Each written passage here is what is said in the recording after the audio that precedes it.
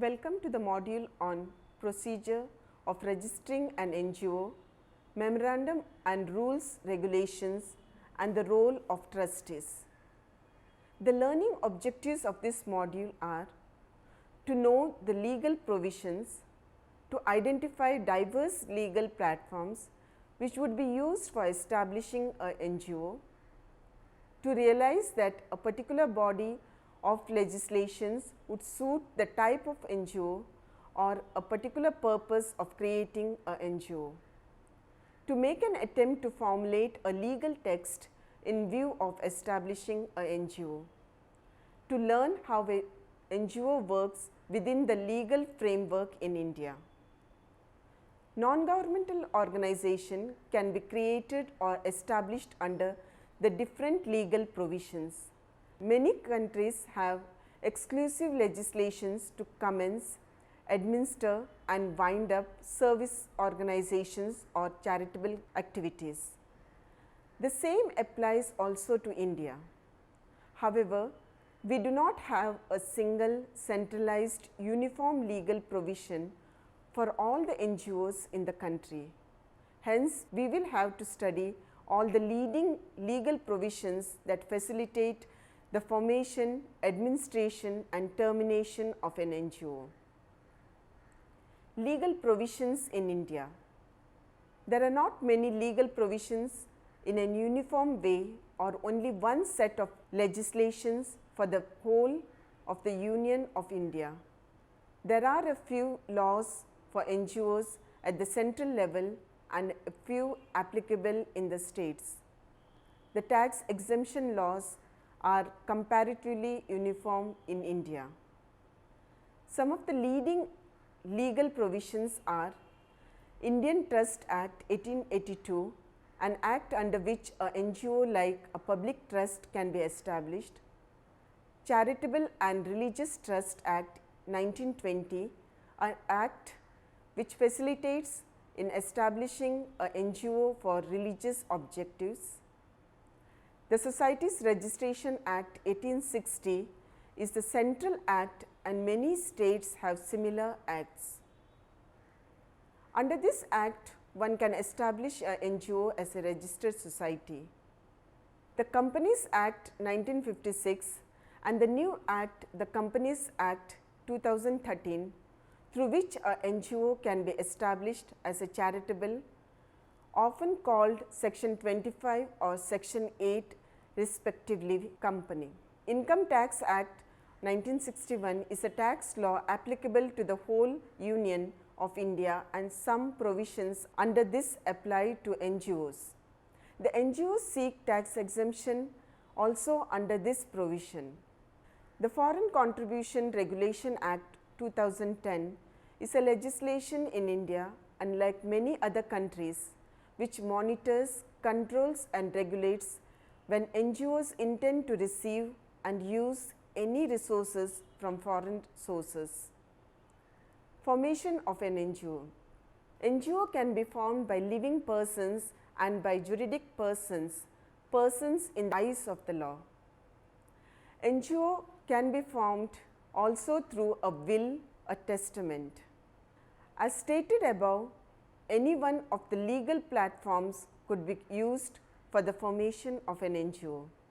In brief, the platforms are the public trust, the registered societies and Section 25 or Section 8 company. Use of trust laws to establish an NGO. The author, creator, settler, founder is a person who reposes trust in another or others. The author is one who has some resources or the property, one who has a clear, legally recognizable and altruistic objectives or objectives. The persons in whom the trust is reposed and property is made over are called trustees. The intention of the founder, when it is committed to writing, we call it a trust deed. When such an intention in writing is registered, we call it as the registered trust deed. Thus, in every legal form chosen to establish a NGO, there are the above mentioned classification of persons as founders who create a NGO, there are administrators or trustees who execute, and there are purposes for which such a NGO is established. This also involves the process of registration and legal compliances. The legal compliances prior to registration. Conditions precedent for treatment of an NGO organization. The presumption is that almost all NGOs seek tax exemption. Tax exemption is one of the key elements which make them a little different from organization for profit. In this context, an NGO is established for the benefit of the general public or a section of the public, is established for carrying on permitted welfare activities or any activity which is construed by society and the government as general public utility, is not established for the benefit of any particular caste, family, narrow groups like employees of the firm only, is not established for the benefit of any of its members. The members can be of any type, including founding members, governing body and other functionaries. Though oral understanding of an NGO is permissible, yet for all practical purposes, the internal administration, functioning and self-governance has to be in clear and definite form. Depending on the legal framework, it might be called a trust deed, memorandum of association and bylaws or any other name. In the case of a trust, the settlor or author must communicate in clear words, and in the case of the society, the 7 or more people must sign to their joint goals and purposes, is obliged to function for the purposes it was created or established with the resources it has generated and not for any other purpose. It is also expected to give an understanding that in the event of winding up or terminating the NGO's activity, it will not share any assets with the members, but will transfer the same to another NGO having the similar objectives. Legal compliance post registration. Once the settlor or author in the trust or the founding member in the society or 3 or more trustees, directors in the company decide to formulate a legal body, there is a stipulated time limit within which they need to register. This would differ in case they also put at the disposal of the new intent NGO's immovable property. Registration within the stipulated time is necessary. Once registered under the Trust Acts, Registered Societies Laws or Companies Laws, it shall obtain a permanent account number, and for tax exemption section 12A, registration under the Income Tax Act. If the NGO has immovable property, then registration under Transfer of Property Act and compliances with Registration Act. According to the state laws, there will be some minor variations. For example, in Maharashtra, if one chooses to have an NGO registered as a society, then the same will have to be registered also under the Bombay Public Trust Act 1950. Nevertheless, all the NGOs post registration will have to comply with the following legal requirements. The legal compliances after registration involves the relevant NGO laws, the tax laws and the other activity related laws. If the NGO is registered under trust, society or company laws, then its respective rules are to be followed. Since NGOs enjoy tax benefit, all tax norms are to be observed. Most of the NGOs are involved in different activities like education and healthcare.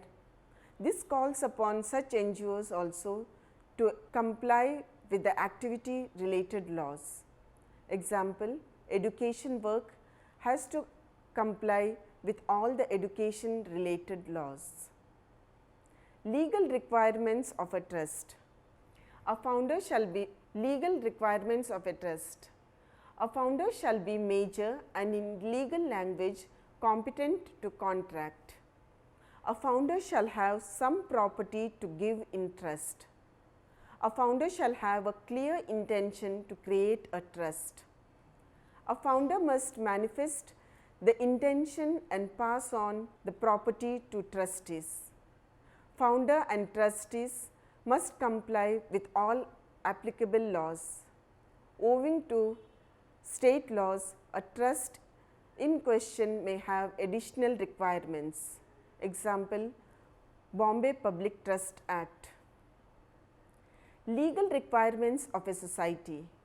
The 7 major persons with an intention to create a society formulate an intention in a document called Memorandum of Association, compile other necessary details for administration called Rules and Regulations, register the society and comply with other rules as per the applicable laws, namely Society Registration Act.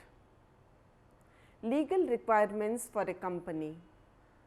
3 major persons capable of entering into contract, an intention to establish a NGO under applicable company laws, draft Memorandum of Association and Article of Association, seek approval from the Registrar under Companies Act, publish in the newspapers, conduct the board meetings. A comparative chart gives us the detail of NGO legal framework types, methods in establishing, administering, winding up, legal process involved in each type, registration and other differential factors, legal requirements and implications involved in each type. Procedure for registration of NGO. An application to be made for obtaining the license under section 8 in form number 2, 14 part A as required under rules 2:16(2). An application shall be accompanied with following documents. Rule 2:16(4), draft memorandum and article of association of the company in form number 2:17, Rule 2:16(3), declaration in form number 2:15 by an advocate, a chartered accountant, cost accountant or company secretary in practice that the draft memorandum and article of association have been drawn up in conformity with the provisions of section 8 and rules made thereunder. All the requirements under section 8 have been complied with. An estimate of the annual income and expenditure of the proposed society for the next 3 years, specifying the source of the income and the expenditure plans. An estimate of the future annual income and expenditure of the company for the next 3 years, specifying the sources of the income and the objects of the expenditure. A declaration in form number 2:16 by each of the members making the application and a copy of the board resolutions, members' resolutions. Second, give notice in newspapers. Within a week from the date of making the application to the registrar of companies, the applicant shall publish a notice in form number 2:18 at its own expense, at least once in a vernacular newspaper in the principal vernacular language of the district in which the registered office of the proposed company is to be situated, and circulating in that district and at least once in English language in an English newspaper circulating in that district and on the website as may be notified by the central government. Copy of such notices in newspapers shall be submitted to the Registrar of Companies immediately after their publication. Rules 2:17(1). Third, approval of other authorities. The Registrar of Companies may require the applicant to furnish the approval or concurrence of any appropriate authority, regulatory body, department of ministry of the central and state government. Rule 2:17(2). Fourth, to decide on granting of license under section 8. The registrar will wait for 30 days for objections. If any or any person pursuant to notice published in newspapers, the registrar may also consult necessary authorities and regulatory bodies. Thereafter, the Registrar of Companies at its discretion may grant the license, and such license may contain conditions as deemed necessary by the registrar. Rule 2:17(3).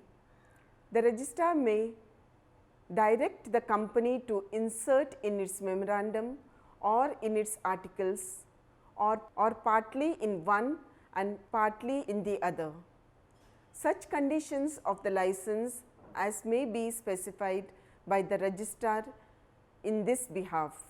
Rule 2:17(4).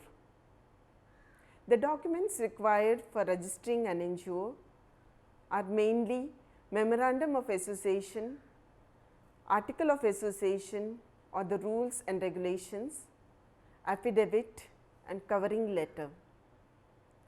Memorandum of Association will consist of name of the organization, the address of the organization, the jurisdiction, aims and objectives, the founder members with their names, address, designation, age, occupation and nationality. Article of Associations, the rules and regulations or the bylaws. This will contain the name of the organization, the address of the organization, the jurisdictions, the aims and objectives, the interpretations as to what does the society mean, the general body, the member of the society, the board of management, etc. The membership also includes the founder members, the general body members, the fees that it will be entitled to, whether the members are invitees or advisory members. The rules and regulation also covers the duties, the powers of the governing body, the secretary and the treasurer. It also includes the expulsion from membership. The expulsion of membership will be mainly when the activity is against the organization's objectives, when the members do not attend consecutive meetings without proper reasons, when the member is of unsound mind and of criminal act. The code of conduct should be mentioned very clearly, where the members should abide by the Memorandum of Association as well as the Article of Association. The management, the affairs of the society managed by the boards and the elections in the AGBM for a period of 1 year, 3 years, etc. The general body and its functions with its regular meetings, members should pay the fees or whether no fees. Annual general meetings every year with 21 days of notice. The main thing that has been covered in the annual general body meeting is activity report, financial report, approval of budget as well as appointment of auditor. Besides the annual general body meetings, there can be an extraordinary general body meetings as and when the need arises. For every meeting there has to be a quorum mentioned in the article of association, whether it is 1/3 or 50%. The voting procedure has to be clearly mentioned, whether it is by election or by proposition. The financial year needs to be mentioned as to whether it is from 1st April to 31st March. The audit section has to be mentioned as to whether the accounts will be audited every year or once in 3 years. The fundraising methods, whether it is by entrance fee, monthly membership fees, grant in aid or special funds fundraising should be mentioned clearly in the rules and regulations. The bank account, on whether it is on president or the treasurer or secretary or treasurer, needs to be mentioned in the article of association. The office bearers or the executive members are mainly the president, the vice president, the secretary, assistant secretary, treasurer or the executive member. The rules related to income and property should be mentioned very clearly. Property or income derived should be used for promotion of its objective. Profits should not be distributed. No remunerations or any benefit except for legal allowances for the trustees. Grants to be raised in cash or kind. Borrow or release money for purpose to meet the objectives. Any legal matters has to be addressed by whether president or the secretary. Any amendments that needs to be done in the memorandum of association has to be with the 3/5 majority. While dissolving the organization, we require at least 3/5 majority and the assets to be transferred to the NGOs with similar objectives. There are also certain legal bindings when you register an NGO. These are submission of the activity report, submission of the change report when there is a resignation or addition or deletion of members in the governing body, submission of audited report every year. Now, we will briefly look into the NGOs and tax laws. There is a need to seek permanent account number, the need to register under income tax and seek tax exemption, the need to comply with all relevant provisions, the need to seek additional direct and indirect tax benefits, ATG as well as 35AC. Need to amend as and when tax exemption and any objective activity of NGO pose certain conflict. NGO and foreign contributions. In India, a NGO has to register under the Home Ministry if it intends to receive any resources from the foreign sources. There are two types of registration methods called prior permission and registration. The government requires NGO to register and then receive resources from foreign sources. The government requires the NGOs to follow all the rules as per the Foreign Contribution Regulation Act 2010. The procedures also include specific bank accounts and reporting to the Home Ministry. Conclusion: India is famous for charities, but a systematic, uniform, institutionalized mechanism is not seen. This needs to be present for effective functioning and also for accountability. Lack of uniform, strong legal framework has left the possibility open for fraud and mismanagement. NGO sector has played a great complementary role in development and welfare activities in many rural and urban sectors where government failed to reach effectively. Let us sum up this module.